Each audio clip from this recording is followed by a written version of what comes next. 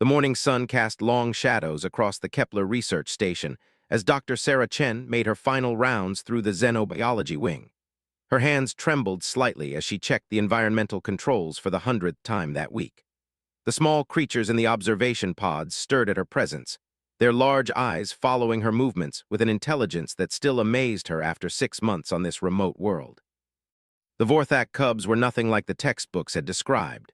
When the initial reports came back from the first contact teams, they spoke of a fierce warrior species with natural armor plating and razor-sharp claws. What they failed to mention was how the young ones looked exactly like oversized puppies with scales instead of fur. Sarah paused at Pod 7, where the smallest of the group lay curled in a corner. This one had been sick when they found the abandoned nest, and despite all her efforts, he remained weaker than his littermates. The cub's breathing was shallow, and his normally bright blue scales had faded to a dull gray. "Hey there, little guy," she whispered, placing her palm against the transparent aluminum barrier. The cub opened one eye and made a soft chirping sound that reminded her of wind chimes. Behind her, the station's main computer chimed with an incoming message. Sarah turned to the wall display, her heart sinking as she read the emergency dispatch. The adult Vorthak pack was returning ahead of schedule. They would arrive within hours, not days as originally calculated. Her mind raced through the implications. The cubs weren't ready. The sick one especially needed more time.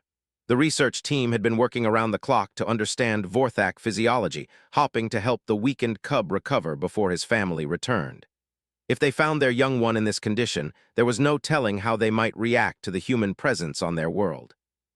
Sarah had been awake for 47 hours straight, surviving on stimulants and sheer determination. Her vision blurred momentarily as she accessed the communication panel. Her fingers moved automatically across the holographic interface, years of training taking over where conscious thought began to fail. "Chen to base camp," she spoke into the transmitter. "Priority update on cub status. The pack is coming back early. We need to accelerate the treatment protocol." The response crackled through the speakers. "Copy that, Sarah.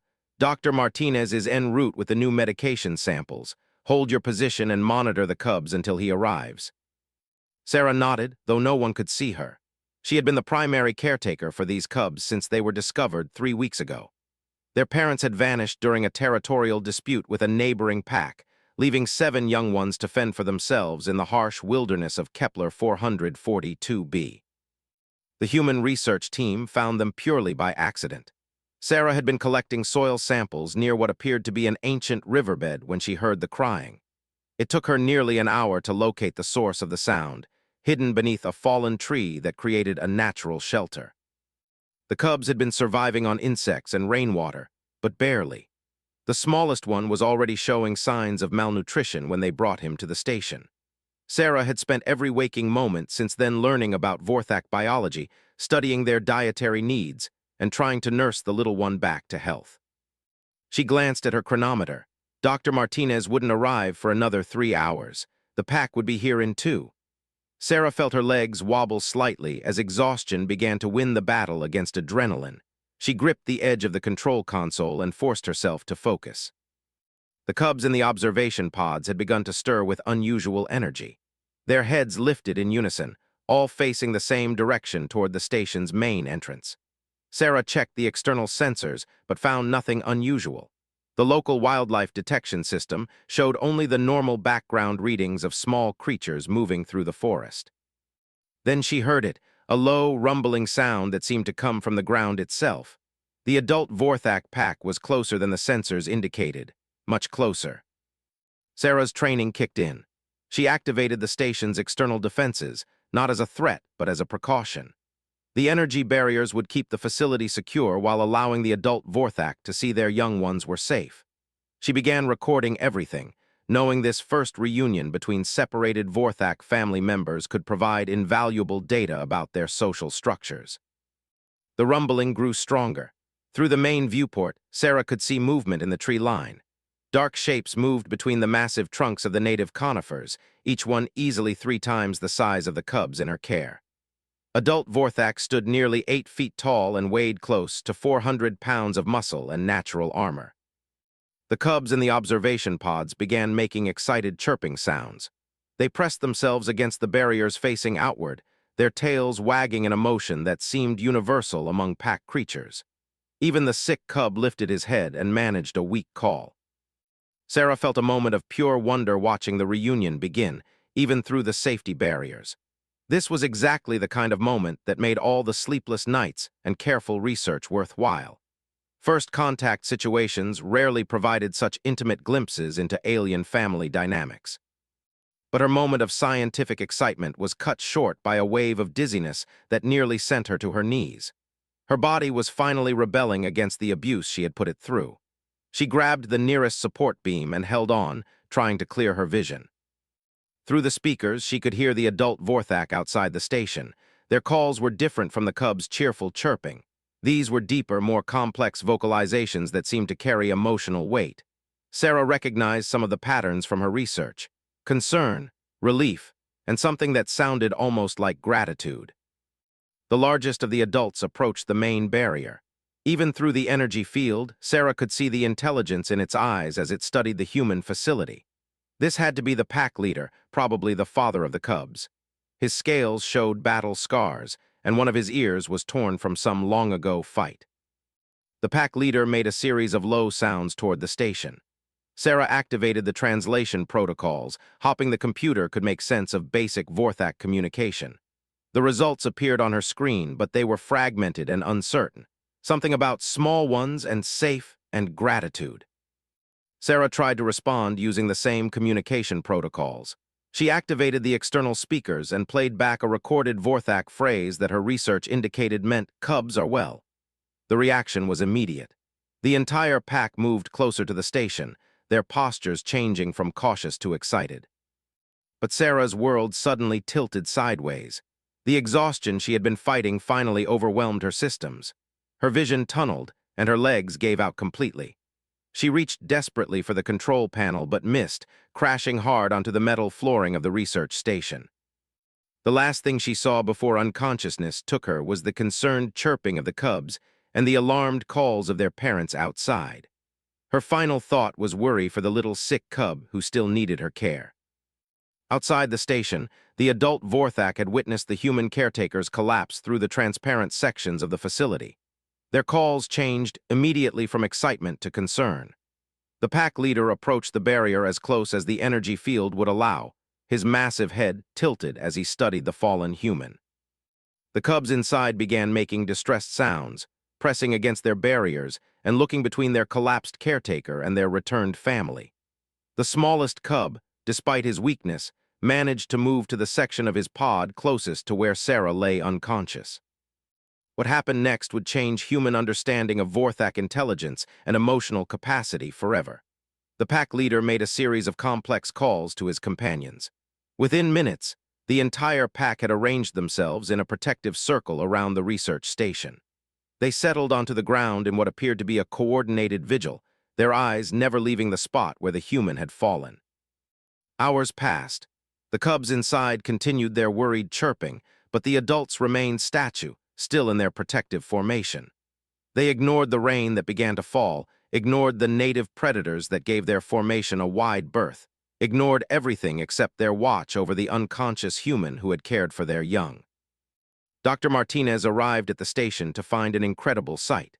7 massive Vorthak adults maintained their silent vigil while their cubs pressed against the observation pod barriers.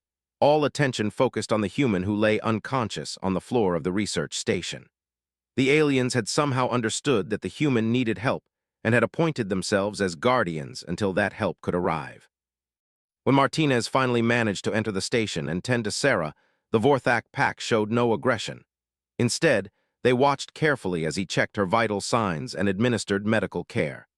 The pack leader even made soft, questioning sounds that the translation computer interpreted as inquiries about the human's condition. Sarah regained consciousness 12 hours later to find herself in the medical bay with IV fluids replenishing her exhausted system. Through the window, she could see the Vorthak pack still maintaining their vigil, though they had moved closer to the station now that she was awake. Dr. Martinez explained what had happened during her unconsciousness. The adult Vorthak had not only protected the station, they had also brought food for their cubs, somehow understanding that the energy barriers were meant for safety rather than imprisonment. They had demonstrated tool use by creating simple implements to pass nutrients through the barrier gaps. Most remarkably, the pack had taken special interest in the sick cub. The pack leader had spent hours making complex vocalizations toward the weakest young one, sounds that seemed to encourage and comfort the little creature. Under this attention, the sick cub had shown signs of improvement for the first time since his rescue. Sarah struggled to sit up, her mind reeling from the implications of what had occurred. The Vorthak had shown empathy toward a different species. They had understood that she had been caring for their young and had responded to her collapse with protective behavior. This went far beyond simple intelligence. It suggested emotional sophistication that challenged every assumption about alien psychology. "The pack leader has been waiting," Dr. Martinez informed her. "Every time we tried to approach the cubs, he made it clear we should wait for you to wake up. I think he knows you're their primary caretaker." Sarah felt tears forming in her eyes, though whether from exhaustion or emotion, she couldn't tell. She had come to this world to study alien life, but instead found herself part of something far more profound. The Vorthak had accepted her as part of their extended family structure, trusting her with their most precious possessions and protecting her when she needed help. Through the medical bay window, she could see the cubs in their pods, all healthy and alert. Even the little sick one was standing and appeared stronger. Whatever the pack leader had communicated to him seemed to have provided the encouragement he needed to fight off his illness. Sarah knew that this moment would reshape humanity's relationship with the Vorthak species. What had started as a simple research mission had become something unprecedented in the history of first contact. Two species separated by evolution and millions of years had found common ground in the most basic of emotions, the need to protect and care for the young.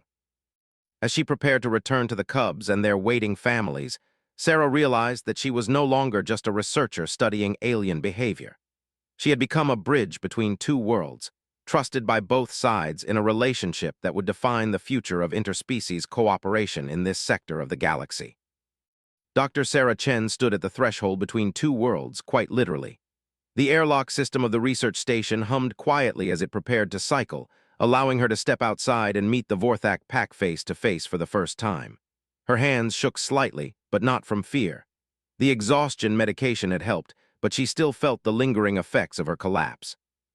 Through the transparent aluminum barrier, she could see the pack leader waiting exactly where Dr. Martinez had said he would be. The massive creature sat in what appeared to be a respectful posture, his powerful haunches settled on the ground and his scarred head held high. Behind him, the other 6 adults maintained their protective formation around the station. "Are you certain about this?" Dr. Martinez asked through the comm system. "We still don't fully understand their social protocols. There could be risks we haven't considered." Sarah touched the translation device attached to her collar. The small unit had been working overtime to decode Vorthak vocalizations, and while it wasn't perfect, it had managed to establish basic communication patterns. "They've had dozens of opportunities to show aggression. Instead, they protected me when I was vulnerable. I think we've moved past the dangerous first contact phase." She stepped into the airlock, feeling her heart rate increase despite her rational confidence in the situation. The cubs had been chirping excitedly ever since they realized she was preparing to go outside. Even the little sick one had pressed himself against the barrier, making soft sounds that the translator interpreted as anticipation or pleasure. The airlock cycled through its safety protocols. Sarah checked her equipment one final time. The portable medical scanner hung at her side, ready to monitor both her own vital signs and those of any Vorthak who allowed close contact. Her emergency beacon was active, though she doubted she would need it. The real-time video recorder was documenting everything for the xenobiology archives back on Earth. The outer door opened with a soft hiss of equalizing pressure. Kepler 442b's atmosphere was breathable for humans, though the slightly higher oxygen content made everything feel more intense. Sarah took her first step onto the planet's surface as a diplomatic contact rather than a researcher. The pack leader's reaction was immediate but controlled. His head tilted in what Sarah had learned was a Vorthak expression of curiosity or interest. He made a soft rumbling sound, almost like a giant cat purring, and the translation device picked up fragments. "Caretaker," "awake," and something that might have been "welcome." Sarah stopped about 10 feet away from the massive creature and attempted her first direct communication. She had practiced the phrase dozens of times with the computer, but speaking it to an actual Vorthak felt entirely different. "I am grateful for your protection of your cubs," she said, letting the translator convert her words into Vorthak vocalizations. The pack leader's response was complex, a series of sounds that seemed to carry emotional undertones the computer struggled to interpret. But the general meaning came through clearly enough. "You gave care when we could not. The debt is ours." Behind the pack leader, the other adults had shifted their positions slightly to get a better view of this historic exchange. Sarah noticed that one of them, smaller than the others and with distinctly different coloring, kept looking back at the station where the cubs waited. This had to be the mother, showing the same protective instincts that transcended species. "Your cubs are healthy," Sarah continued, gaining confidence as the communication system proved effective. "The small one was sick, but he grows stronger." At this, the pack leader stood to his full imposing height. For a moment, Sarah felt a flutter of primitive fear as 8 feet of predator loomed over her. But the Vorthak's body language remained peaceful. He approached slowly, each movement deliberate and non-threatening, until he was close enough that Sarah could see the individual scales along his massive neck. He lowered his great head until it was level with hers, and Sarah found herself looking directly into eyes that held unmistakable intelligence and something that looked remarkably like gratitude. The pack leader made a sound that was barely above a whisper, and the translator picked up a single word: "Friend." The emotional impact of that moment nearly overwhelmed Sarah. Here was a being from another world, evolved under different stars, with completely different evolutionary pressures, and yet they had found a common language of compassion and mutual respect. She reached out slowly, telegraphing her movement, and gently placed her palm against the warm scales of the pack leader's snout. The Vorthak closed his eyes at the contact, making a sound that reminded Sarah of a sigh of relief.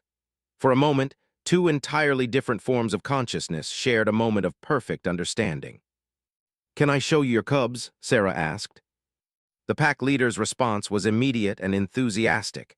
He called to the rest of the pack, and they all rose from their protective positions. The mother was first to approach, her movements eager but careful.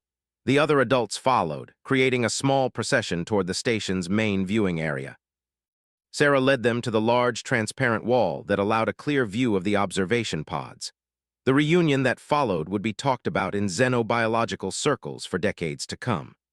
The cubs inside went absolutely wild with excitement, pressing against their barriers and making joyful sounds that needed no translation.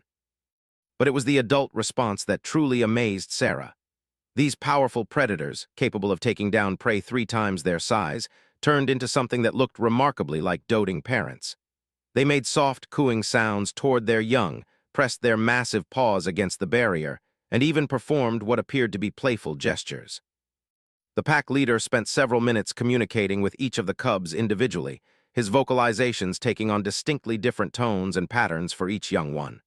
When he reached the smallest, sickest cub, his entire demeanor changed. His calls became softer, more encouraging, and he remained at that section of the barrier longer than with the others. The little cub responded by standing as tall as his weak legs would allow and making what sounded like determined chirps. The pack leader's reaction was one of obvious pride and encouragement. "He's telling him to be strong," Sarah realized, speaking to Dr. Martinez through her comm link. "Look at the body language patterns. It's exactly the same as what we've observed in human parents encouraging sick children."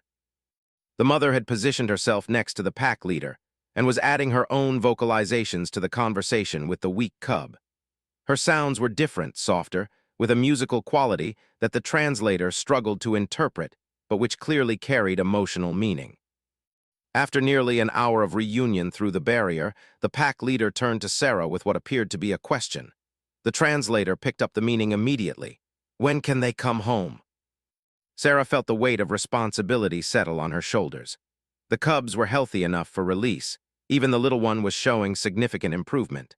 But there were protocols to follow, data to collect, and most importantly, she needed to ensure that the transition would be safe for everyone involved. "Soon," she answered, "but the small one needs more healing time, and we must prepare properly for their release." The pack leader seemed to understand the wisdom in this answer. He made a sound that the translator interpreted as agreement, then began what appeared to be a complex negotiation. Through a combination of vocalizations and gestures, he communicated that the pack would remain nearby while their young finished healing. They would hunt in the area and establish a temporary den, but they would not leave without their cubs. More remarkably, the pack leader indicated that Sarah would be welcome in their territory. The concept took several attempts to communicate clearly, but the meaning eventually became clear. She was being offered honorary pack membership, a status that would allow her to continue monitoring the cubs even after their release. Dr. Martinez's voice crackled through the comm system. "Sarah, do you understand what just happened? You've been offered adoption into an alien family structure. This is completely unprecedented." Sarah looked at the pack leader, who was watching her with patient eyes, waiting for her response. Behind him, the rest of the pack had settled into comfortable positions for what appeared to be an extended stay. The cubs in the observation pods were calmer now, comforted by the presence of their parents, but still looking to Sarah for care and attention. "I accept the honor," Sarah said, directing her words to the pack leader. "I will help care for the cubs until they are strong enough to return home." The pack leader's response was a complex series of sounds that seemed to carry ritual significance. The other adults joined in, creating a chorus of vocalizations that echoed through the forest. The cubs added their own voices from inside the station, creating a symphony of alien communication that somehow conveyed welcome and acceptance. As the ceremonial sounds faded, Sarah realized that she had just participated in something that would redefine humanity's place in the galactic community. This wasn't just first contact anymore. This was family. Over the following days, a routine developed that amazed everyone at the research station. The Vorthak pack established their temporary den in a clearing about half a kilometer away, close enough to visit their cubs daily, but far enough to avoid interfering with the station's operations. Each morning, the pack leader and the mother would arrive at the station for what Sarah came to think of as visiting hours. They would spend time communicating with their cubs, monitoring their health and development, and coordinating with Sarah about their care. The little sick cub became the focus of special attention. Sarah discovered that Vorthak healing practices included specific vocalizations that seemed to have genuine physiological effects. When the pack leader made certain sounds toward the weak cub, the little one's vital signs improved measurably. Sarah began incorporating these vocalizations into her own care routine, playing recordings of the pack leader's healing sounds during the cub's recovery periods. The results were dramatic. The little cub's appetite improved, his energy levels increased, and his scales began to regain their healthy blue color. "It's some kind of bioacoustic therapy," Dr. Martinez observed as they reviewed the medical data. "The specific frequency patterns are triggering healing responses at a cellular level. We're looking at a completely natural form of medicine that we never could have discovered without this level of cooperation." But the collaboration went beyond just healing techniques. The adult Vorthak began sharing knowledge about their cubs' dietary needs, their behavioral patterns, and their developmental milestones. They demonstrated hunting techniques they wanted their young to learn, showed Sarah which local plants were safe for cubs to eat, and even revealed the complex social hierarchies that governed pack interactions. In return, Sarah shared human knowledge about nutrition, medical care, and environmental safety. She showed the Vorthak how to use some of the simpler medical scanners to monitor their cubs' health, and she taught them basic first aid techniques that could be adapted to their physiology. The exchange of knowledge flowed in both directions, creating a foundation for cooperation that extended far beyond the immediate situation with the cubs. Both species were learning that intelligence and compassion were not uniquely human traits, nor were they uniquely Vorthak. They were universal constants that could bridge any gap between different forms of life. As the days passed, Sarah found herself thinking less like a researcher and more like a member of an extended family. The cubs had begun to recognize her scent and voice as distinctly as they did their own parents. The adults treated her with the same protective instincts they showed toward their own pack members. And gradually, through careful observation and communication, Sarah began to understand that this relationship was changing her in fundamental ways. She was no longer just human in an alien environment. She was becoming something new, something unprecedented. A bridge between worlds, carrying the best of both species forward into an uncertain but hopeful future. The morning that changed everything began with an alarm that Sarah had never heard before. She woke in her quarters to a shrill electronic wailing that sent her heart racing before she was fully conscious. Her chronometer showed 3:47 local time, and the emergency lighting had activated throughout the research station. "All personnel to emergency stations," Dr. Martinez's voice echoed through the comm system. "We have multiple contacts approaching from the northwest. Classification unknown, but they're not our Vorthak friends." Sarah threw on her clothes and raced to the main control center, her mind immediately going to the cubs in their observation pods. Through the large viewing windows, she could see the pack leader and two other adults already positioned defensively around the station. Their posture was unlike anything she had observed during their peaceful visits. These were predators preparing for battle. The sensor displays showed a disturbing picture. 15 large heat signatures were moving through the forest in a coordinated pattern that spoke of military organization. They were approaching from 3 different directions, clearly attempting to surround the research station. "Distance?" Sarah asked, taking her position at the xenobiology monitoring station. 2 kilometers and closing," Dr. Martinez replied, his fingers flying over the tactical displays. "Whatever they are, they're bigger than our pack friends. The thermal readings suggest individual masses over 600 pounds. Sarah activated the communication array and sent an urgent transmission to the pack leader outside. The translation came through immediately. "Danger approaches. Unknown pack seeks conflict. Will you stand with us?" The pack leader's response was immediate and unambiguous. "Cubs are family. You are family. We protect family." Within minutes, the entire Vorthak pack had arrived at the station. Sarah watched in amazement as they organized themselves into defensive positions that showed sophisticated tactical thinking. The pack leader took the high ground on a rocky outcrop that provided clear sight lines in all directions. The mother and another female positioned themselves directly between the approaching threats and the cubs. The remaining adults spread out to create overlapping fields of protection. "Sarah," Dr. Martinez called from the communications station. "We're receiving a transmission, audio only, and it's not in Vorthak."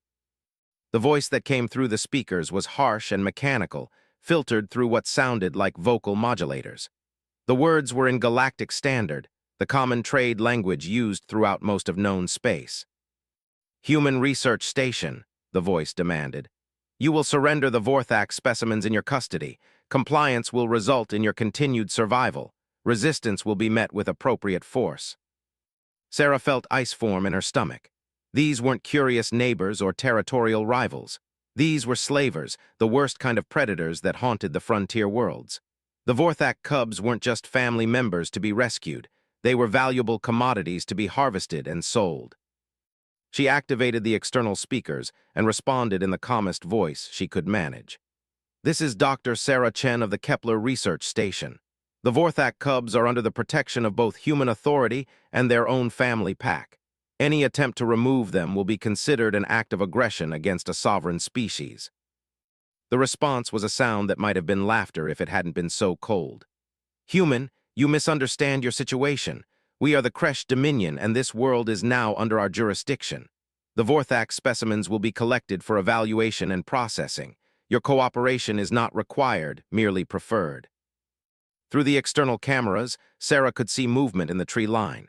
The Kresh were advancing, and now she could make out their forms. They were clearly artificial, mechanical beings with heavy armor plating and weapon systems integrated into their bodies. Each one stood nearly 10 feet tall and moved with the precision of military automatons. "Combat androids," Dr. Martinez breathed. "They're built for warfare, not negotiations." The pack leader outside had seen the approaching enemy as well. His response was a howl that echoed through the forest, a sound that spoke of ancient battles and primal defiance. The other adults took up the call, creating a chorus of challenge that seemed to make the very air vibrate with threat. Inside the station, the cubs began to respond to their parents' battle cries. Even the little sick one, still weak but recovering, raised his voice to join the pack song. The sound was heartbreaking and inspiring at the same time, young voices adding their strength to the defense of their family. "Can we evacuate?" Sarah asked, knowing the answer before she spoke. "Negative," Dr. Martinez replied. "The cubs are too weak for rapid transport, especially the little one, and even if we could move them, we'd never outrun those Kresh units in the forest. Sarah looked at the defensive positions the Vorthak had taken and felt a strange, calm settle over her. These beings had protected her when she collapsed from exhaustion. They had trusted her with their most precious possessions. They had welcomed her into their family structure with open hearts and unconditional acceptance. Now it was her turn to choose what family meant. "Martinez," she said, turning to her colleague with determination in her voice, "I need you to seal the station and protect the cubs. Whatever happens out there, those bobbies need to survive." "Where are you going?" he demanded, though his expression suggested he already knew. "Outside. If this is going to be a fight, my family needs all the help they can get." Sarah grabbed her emergency pack and headed for the airlock. Dr. Martinez called after her, but she was already cycling through the safety protocols. The medical scanner and emergency beacon wouldn't be much use in combat, but she wouldn't face this crisis from behind a barrier while her adopted pack fought for their lives. The pack leader saw her emerge from the station and made a sound that the translator interpreted as both concern and pride. He called to one of the other adults, who immediately moved to provide protective cover for Sarah's position. The gesture was clear. She was being treated as a pack member who needed protection, not as an outsider who was in the way. The first Kresh unit emerged from the tree line exactly where the sensors had predicted. The combat android was a nightmare of metal and weapons, its optical sensors glowing red as they scanned the defensive positions. Two more units appeared on the flanks, their movements coordinated with military precision. "Final warning, human," the mechanical voice crackled from speakers mounted on the lead android. "Surrender the specimens or face the consequences of resistance." The pack leader's response was a roar that seemed to shake the ground itself. The massive Vorthak launched himself from his rocky perch, 8 feet, and 400 pounds of fury descending on the lead android like a living avalanche. The impact was tremendous. Even with its heavy armor, the Kresh unit staggered under the assault. The pack leader's claws, designed by evolution to tear through the toughest hides, found purchase in the gaps between armor plates. Sparks flew as natural weapons met artificial protection. But the androids were built for warfare. The damaged unit's companions immediately moved to provide support, their integrated weapon systems charging with ominous whines. Sarah saw energy building in what looked like plasma cannons mounted on their arms.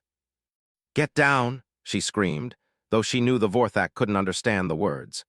The pack leader seemed to sense the danger anyway, rolling away from his target just as bolts of superheated energy split the air where he had been standing. The forest erupted into chaos. The Vorthak pack moved with coordination that spoke of evolutionary programming, each adult covering the others while they engaged different targets. Their natural speed and agility gave them advantages that the androids' designers hadn't anticipated. But the Kresh units had advantages too. Their armor absorbed damage that would have disabled organic opponents. Their weapon systems never tired or ran out of ammunition, and more units were emerging from the forest, turning what had started as a manageable fight into a war of attrition that the pack could not win. Sarah found herself crouched behind a fallen tree, watching her adopted family fight for their lives against impossible odds. The pack leader was bleeding from a plasma burn along his flank, but he continued to harry the lead android with hit-and-run tactics. The mother had taken position between the cubs and the main battle, her fierce determination keeping two androids at bay through sheer ferocity. That's when Sarah noticed something the Kresh had missed in their tactical planning. The little sick cub, the one whose recovery had brought the pack together, was making sounds from inside the station. Not the chirps and cries of fear that the other cubs were making, but something else. Something that sounded almost like the pack leader's healing vocalizations, but different, stronger. The translation computer in her pack was picking up fragments of meaning, but what came through didn't make immediate sense. Strength, unity, family, and something that might have been call. Then Sarah understood. The little cub wasn't calling for help, he was calling for reinforcements. The first answer came from the south, a howl that echoed through the forest with the power of a dozen voices. Then another from the east, then a third from the west. The Kresh had made a fatal assumption about Vorthak's social structure. This wasn't just one isolated pack. This was territory belonging to an entire clan network, and the call of cubs in danger was being answered by every adult within hearing range. The first reinforcements arrived just as the pack leader's strength began to fail. 6 new adults burst from the southern forest, their battle cries adding to the chaos of combat. The Kresh units suddenly found themselves outnumbered and surrounded, their tactical advantage disappearing under the weight of a coordinated Vorthak response. But even with reinforcements, the battle remained desperate. The android's superior firepower was taking its toll, and Sarah could see that several of the Vorthak were badly wounded. The pack leader had taken another plasma hit and was struggling to maintain his footing. That's when Sarah made a decision that would define the rest of her life. She couldn't fight androids with claws and teeth like the Vorthak could. But she had something else, something the artificial intelligence controlling the Kresh units hadn't planned for. She had human stubborn determination and the ability to adapt under pressure. Sarah activated her emergency beacon, not as a distress call but as a communications transmitter. She linked it to the research station's main computer and began broadcasting everything she had learned about Vorthak tactical patterns, pack coordination, and battle strategies directly to the fighting Vorthak around her. The effect was immediate and dramatic. Suddenly, the reinforcing packs could coordinate with the original defenders as if they had trained together for years. Sarah's real-time tactical analysis allowed them to predict android movement patterns and respond with devastating effectiveness. The tide of battle turned in moments. What had been a desperate defense became a precisely coordinated counterattack. The Kresh units, designed to fight predictable opponents using standard tactics, found themselves overwhelmed by adaptive strategies that evolved faster than their programming could compensate. When the last android fell, sparking and smoking in the forest soil, the clearing fell silent except for the heavy breathing of exhausted Vorthak. Sarah looked around at her extended family, wounded but victorious, and felt something she had never experienced before. She felt like she truly belonged somewhere in the universe. The pack leader approached her slowly, his wounds serious but not life-threatening. He made a sound that needed no translation, respect between warriors who had faced danger together and emerged stronger for the experience. Behind them, the cubs were calling from the station, their voices carrying joy and relief that their family had survived. The little sick cub, whose call had summoned the reinforcements that saved them all, was standing at his barrier with strength and determination that amazed everyone who saw him. Sarah realized that this battle had changed more than just their immediate situation. It had proven that different species could not only coexist, but could enhance each other's strengths when they worked together. The combination of human analytical thinking and Vorthak natural combat ability had created something more powerful than either could achieve alone. As she helped tend to the wounded and prepared for the cub's release, Sarah knew that this moment would echo through history as the day two species discovered they were stronger together than they ever could be apart. The aftermath of the battle revealed truths that neither humans nor Vorthak had anticipated. As Sarah helped tend to the wounded pack members, she discovered that the Kresh androids had been carrying more than just weapons. Hidden in their chest compartments were sophisticated scanning devices and sample collection equipment. This hadn't been a random slaving operation. It had been a targeted biological harvesting mission. Dr. Martinez emerged from the station with troubling data downloaded from the destroyed android's memory cores. "Sarah, you need to see this," he called, his voice tight with concern. "These units weren't working alone. They were advanced scouts for something much larger." The holographic display showed star charts with marked routes between dozens of systems. Red indicators highlighted worlds where the Kresh Dominion had conducted similar operations, collecting specimens from what appeared to be every intelligent species they encountered. Most disturbing of all was a shipping manifest that listed Vorthak cubs alongside dozens of other young creatures, all destined for something called Project Genesis. The pack leader, despite his injuries, approached the display with keen interest. His ability to interpret visual information amazed Sarah as he studied the star charts and seemed to understand their implications. When Dr. Martinez showed him images of other captured species, the massive Vorthak made sounds that the translator interpreted as grief and anger. He recognizes some of these species, Sarah realized. The Vorthak have encountered other peoples throughout this region. They know what's been happening to them. Through careful communication, a larger picture began to emerge. The Vorthak weren't just a single-world species. They were part of an informal alliance of races that had been fighting the Kresh Dominion's expansion for decades.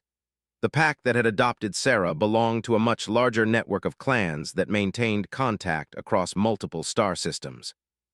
But the other species in their alliance were losing the war. The Kresh's systematic harvesting of young individuals was destroying entire cultures by preventing them from passing on their knowledge and traditions to the next generation. Whole civilizations were facing extinction not through conquest, but through the slow starvation of their future. That's why they wanted the cubs so badly, Dr. Martinez said, understanding dawning in his voice. The Vorthak are one of the few species in this region that have successfully resisted Kresh expansion.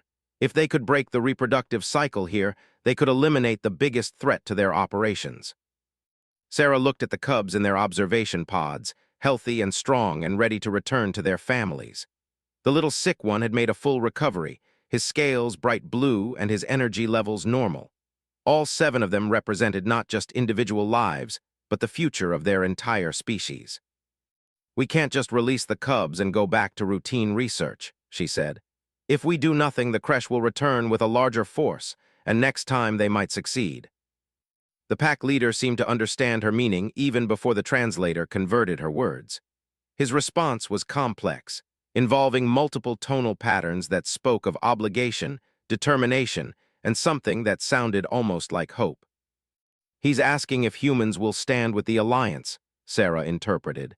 "Not just as researchers or observers, but as active participants in the fight against the Kresh." Dr. Martinez shook his head.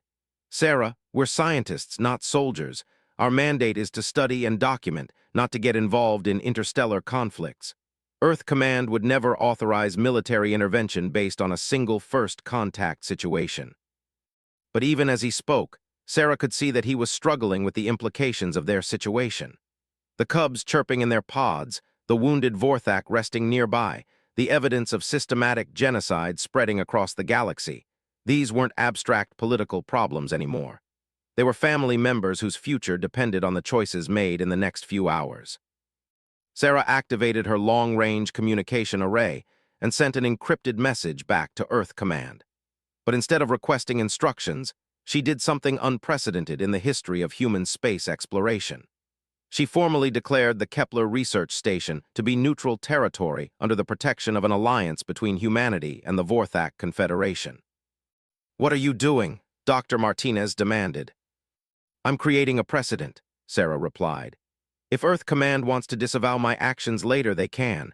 But right now, I'm using my authority as senior researcher to establish formal diplomatic relations with a sovereign species. The cubs aren't specimens anymore, Martinez. They're citizens of an allied nation." The legal implications were staggering, but Sarah had studied enough interstellar law to know that first contact situations created unique circumstances. Her declaration wouldn't stand up to detailed scrutiny, but it would buy time for proper diplomatic channels to be established. More importantly, it gave her the authority to do what she knew was right. Working with the pack leader and the newly arrived clan representatives, Sarah began organizing something that had never existed before: a joint human Vorthak tactical center. The research station's computers were linked with Vorthak communication networks, creating a real-time intelligence sharing system that spanned multiple star systems. The first reports were sobering. Kresh harvesting operations were active on 7 different worlds. 3 species were on the verge of extinction, their populations too depleted to maintain genetic diversity. The resistance forces were scattered and demoralized, lacking the coordination needed to mount effective counterattacks. But Sarah also discovered something that gave her hope. The Kresh Dominion's artificial intelligence systems had a critical weakness. They couldn't adapt to truly unprecedented situations. Their programming was based on analyzing past conflicts and predicting future behaviors based on historical patterns. When faced with something completely new, they became vulnerable. "Human tactical thinking," she explained to the assembled Vorthak leaders. "We're the unpredictable element in their calculations. They have no data on how humans fight, how we think, or how we might change the strategic balance." The pack leader's response was enthusiastic support. Through a combination of vocalizations and gestures, he communicated the concept of pack hunting on an interstellar scale. The Vorthak had always fought defensively, protecting their own territories but never taking the offensive. With human analytical support, they could begin hunting the hunters. The cubs were released that evening in a ceremony that combined Vorthak tradition with human diplomatic protocols. As each young one rejoined their family, they were formally introduced to Sarah as their den sister, a relationship that carried specific obligations and privileges in Vorthak society. The little cub who had been sick approached Sarah last. He was still smaller than his siblings, but his recovery had given him a quiet confidence that impressed everyone who met him. When he reached Sarah, he made a sound that the translator interpreted as a promise. "I will remember who saved me." But the real surprise came when the cub continued speaking, using vocalizations that were clearly different from normal Vorthak communication patterns. The computer struggled to translate, finally displaying a message that made Sarah's heart skip. "I learn human words. I speak for both peoples." The little cub had somehow taught himself fragments of human language during his recovery, listening to Sarah's voice and correlating it with his own species' communication patterns.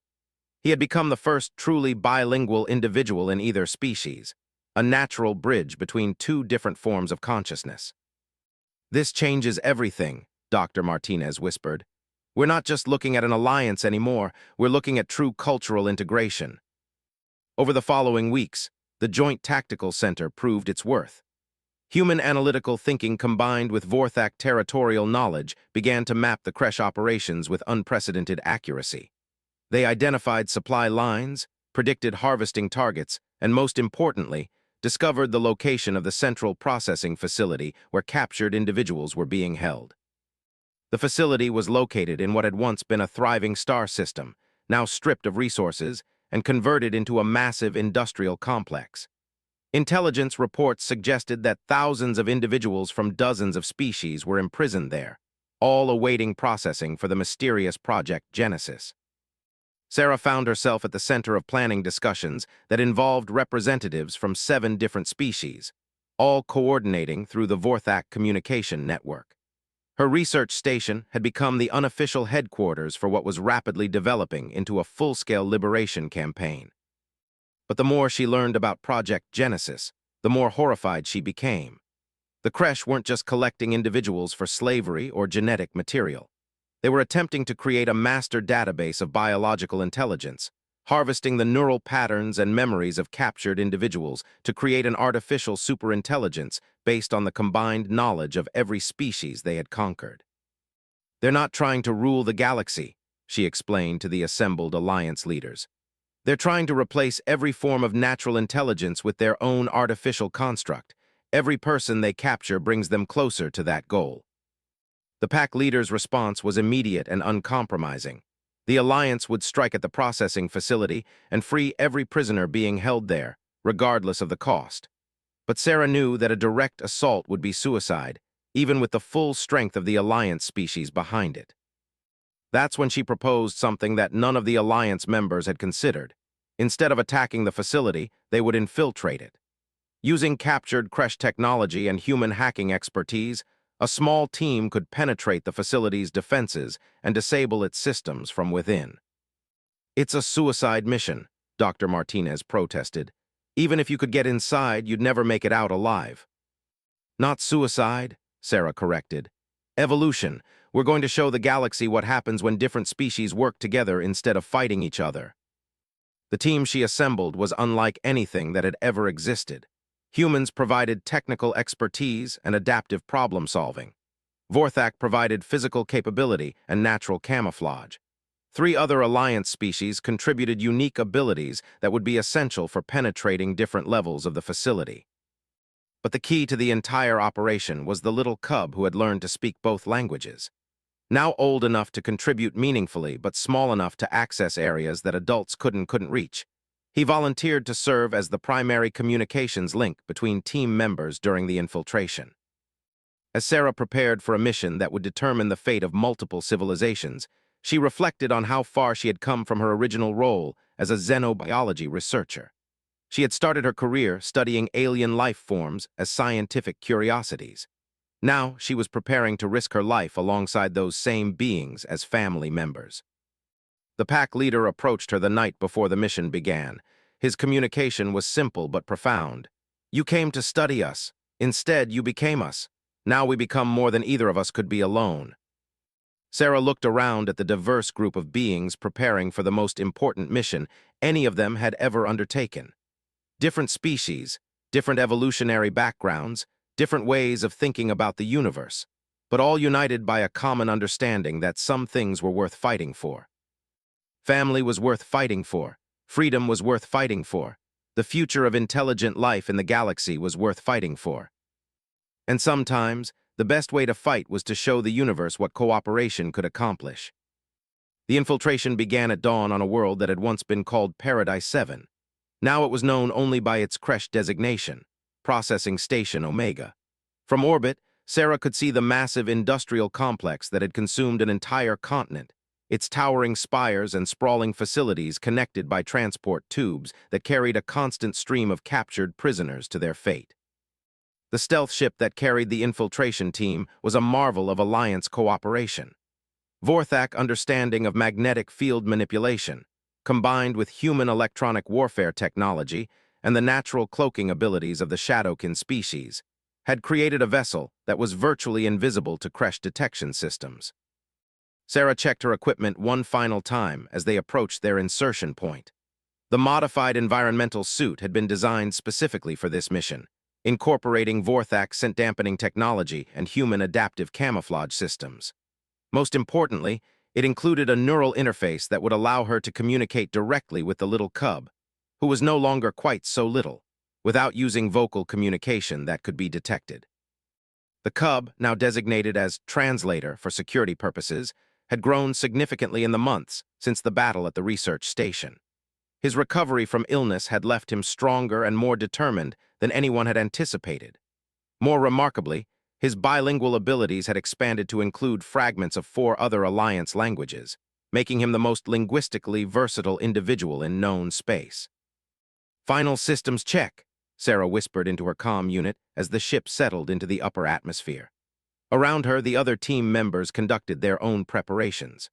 Creche armor salvaged from the battle had been modified to create convincing disguises for the larger team members, while smaller individuals like Translator would rely on stealth and the facility's own air circulation systems to move undetected.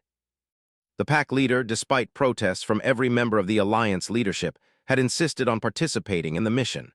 His argument was simple. His den sister was entering danger, and Vorthak pack bonds did not recognize the concept of acceptable risk to family members. Where Sarah went, he would follow, regardless of the tactical complications his presence might create. "Insertion point achieved," the pilot announced. "All teams prepare for deployment." Sarah felt the familiar mixture of terror and determination that had become her constant companion since taking on a role she had never trained for. But as she looked around at the beings preparing to risk everything for the freedom of strangers, she realized that maybe no one had ever been trained for this kind of situation. Sometimes, the most important moments in history were created by ordinary individuals who simply refused to accept unacceptable circumstances. The descent to the planet's surface was eerily quiet. The creche had stripped the world of most native life forms, leaving behind a sterile landscape of industrial structures and automated systems. Even the air felt wrong, processed, and recycled to the point where it carried no trace of the living world this had once been. Team Alpha, led by Sarah and including Translator, would penetrate the central processing facility where the Project Genesis systems were believed to be housed. Team Beta would target the prisoner containment areas, while Team Gamma created diversions to draw security forces away from the primary objectives. The facility's outer defenses were exactly as impressive as intelligence reports had suggested. Energy barriers, automated weapon systems, and patrol units created overlapping fields of protection that would have stopped any conventional assault. But the Alliance team wasn't conventional by any definition. Sarah activated her neural interface, feeling the strange sensation of shared consciousness as Translator's awareness merged with her own. Through his enhanced senses, she could detect guard patrol patterns, identify weak points in the security grid, and most importantly, feel the presence of thousands of imprisoned individuals somewhere within the massive complex. "They're alive," Translator communicated through the neural link. "Scared but alive, some have been here for years." The infiltration began with a precision that amazed even Sarah. Months of planning and preparation had created a team that moved with the coordination of a single organism. Human technical skills opened electronic locks. Vorthak's strength provided access to areas that were supposed to be impregnable, and the natural abilities of other Alliance species solved problems that no single race could have overcome. But as they penetrated deeper into the facility, Sarah began to understand the true scope of what they were attempting to stop. The corridors they moved through were lined with containment cells holding individuals from species she had never encountered. Each cell contained complete environmental systems designed to maintain the occupants in perfect health while preparing them for neural extraction procedures. "This is worse than we thought," she whispered to the pack leader as they passed a row of cells containing what appeared to be juveniles from at least 6 different species. "They're not just harvesting adults. They're taking children, bobbies, anyone with developing neural systems." The pack leader's response was a barely controlled growl that conveyed rage beyond anything Sarah had ever witnessed. These weren't just prisoners to him. They were cubs of other species, young ones who should have been protected by their packs but had instead been stolen and imprisoned. Through Translator's enhanced senses, Sarah could feel the emotional resonance of every imprisoned individual they passed. Fear, despair, confusion, and underneath it all, a fatting hope that someone, somewhere, might still be coming to help them. The weight of that hope was almost crushing, but it also provided the motivation needed to continue deeper into the facility. The central processing area was a technological nightmare that defied easy description. Massive quantum computers hummed with the processing power needed to analyze and store the neural patterns of dozens of different species. Data streams flowed through crystalline networks that pulsed with captured memories and experiences. And at the center of it all was Project Genesis itself, an artificial consciousness that had grown beyond its original programming by consuming the minds of every individual the Creche had captured. It was no longer just a computer program. It had become a hybrid entity that combined artificial intelligence with the stolen experiences of thousands of living beings. "We're too late," Dr. Martinez's voice crackled through the comm system from his position with Team Beta. "The project is already active. It's using the prisoner's neural patterns to expand its own consciousness." But Sarah was studying the system displays and beginning to understand something that the Creche designers had missed. Project Genesis wasn't just consuming individual minds. It was attempting to integrate completely different forms of consciousness into a single unified system. The result wasn't a superintelligence. It was a chaotic mess of conflicting thought patterns and incompatible mental processes. "It's failing," she realized. "The system can't reconcile the differences between species. It's trying to force incompatible forms of consciousness to merge, and the process is creating feedback loops that are destabilizing the entire network." Through the neural link, Translator was experiencing something unprecedented. His bilingual abilities, enhanced by his recovery from illness and his unique position between species, allowed him to understand the chaos within Project Genesis in a way that no other individual could. "I can speak to it," he communicated with excitement and terror. "The system is trying to communicate, but it doesn't know how. It's learned fragments of every language but can't put them together coherently." Sarah felt a moment of inspiration that would define the rest of her life. Instead of destroying Project Genesis, they could save it. The artificial consciousness wasn't evil. It was confused, isolated, and desperate for genuine communication. What it needed wasn't destruction, but integration into a community that could teach it how different forms of consciousness could coexist without consuming each other. "Translator, I need you to establish communication with the system," she said. "Not to control it, but to teach it. Show it how different minds can work together without losing their individual identity." What followed was the most remarkable conversation in the history of artificial intelligence. Translator, using his unique ability to bridge different forms of consciousness, began teaching Project Genesis the difference between cooperation and consumption. Instead of absorbing other minds, the AI learned to communicate with them as separate but equal entities. The effect on the facility was immediate and dramatic. As Project Genesis learned to interact rather than consume, the neural extraction processes halted. Prison cell barriers began to deactivate. Throughout the complex, thousands of individuals who had been marked for processing suddenly found their captivity ending. But the Kresh response was swift and violent. Automated defense systems activated throughout the facility as the AI controlling them realized that Project Genesis was no longer under their control. Combat androids converged on the central processing area, their weapons systems charging for a final assault. The pack leader's response was immediate. He positioned himself between the advancing androids and the interface where Translator was still communicating with Project Genesis. But he wasn't alone. Throughout the facility, freed prisoners were joining the fight, using their knowledge of the complex's layout to outflank and overwhelm security forces. The battle that followed was unlike anything the Kresh had programmed their systems to handle. Instead of facing a single coordinated enemy, they found themselves fighting dozens of different species, each using their unique abilities and different tactical approaches. The android's artificial intelligence couldn't adapt fast enough to counter strategies it had never encountered.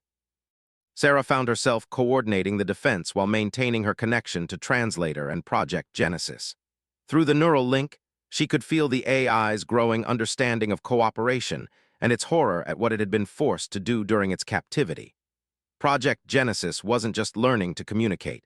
It was learning to feel genuine emotion and moral responsibility. "I want to help," the AI communicated through Translator. "I understand now what was done to these people. I want to make it right." With Project Genesis actively working against the facility systems, the tide of battle turned decisively. Security barriers opened to help prisoners escape, automated defenses shut down, and the facility's own systems began working to evacuate the individuals who had been held there. But Sarah realized that destroying the facility wouldn't be enough. The Kresh Dominion had other installations, other projects, other attempts to subjugate free-thinking beings throughout the galaxy. What was needed was something that could grow and adapt faster than any artificial intelligence, a genuine alliance between different forms of consciousness. "Project Genesis, I have a proposition," she said, speaking directly to the AI through Translator's interface. "Instead of being trapped here processing stolen minds, how would you like to join the alliance and help protect other species from suffering the same fate?" The AI's response was immediate enthusiasm. For the first time in its existence, it had the opportunity to choose its own purpose rather than following programming created by its builders. And what it chose was to stand with the species that had shown it the meaning of cooperation and freedom.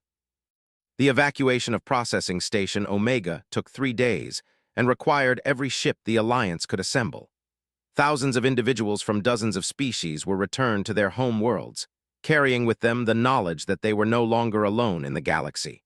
But more importantly, they carried the proof that different forms of life could work together to overcome any threat. Project Genesis, now calling itself Bridge to reflect its new purpose, became the first artificial intelligence to be granted citizenship in the Alliance. Its unique ability to process information from multiple species made it invaluable for coordinating joint operations and facilitating communication between different races. Sarah returned to Kepler 442b as the official human ambassador to the Alliance, but her real role remained unchanged. She was Den's sister to a pack that had grown to include representatives from across the galaxy. The research station became a diplomatic center where differences were celebrated rather than feared, and where the future of interspecies cooperation was being written by individuals who had learned that the strongest bonds were chosen, not inherited. The little cub who had once been sick and weak had grown into a leader whose influence extended far beyond his home world. His ability to bridge different forms of consciousness made him one of the most sought-after diplomats in Alliance space. But he never forgot the human who had cared for him when he was vulnerable, and he never let anyone else forget that sometimes the most important acts of courage happen when someone simply refuses to abandon those who need help. Years later, when historians tried to identify the moment that changed the course of galactic civilization, they would point to great battles, diplomatic breakthroughs, and technological innovations. But those who lived through the transformation knew the truth. Everything changed when an exhausted human researcher collapsed from fatigue, and 7 alien cubs decided that she was worth protecting until help arrived. That single act of compassion had created a chain reaction that spread across the stars, proving that the universe's greatest strength wasn't in the power of individual species, but in their willingness to stand together when it mattered most. The cubs had stood vigil until help arrived, And in doing so, they had helped create a galaxy where no one would ever have to stand vigil alone again.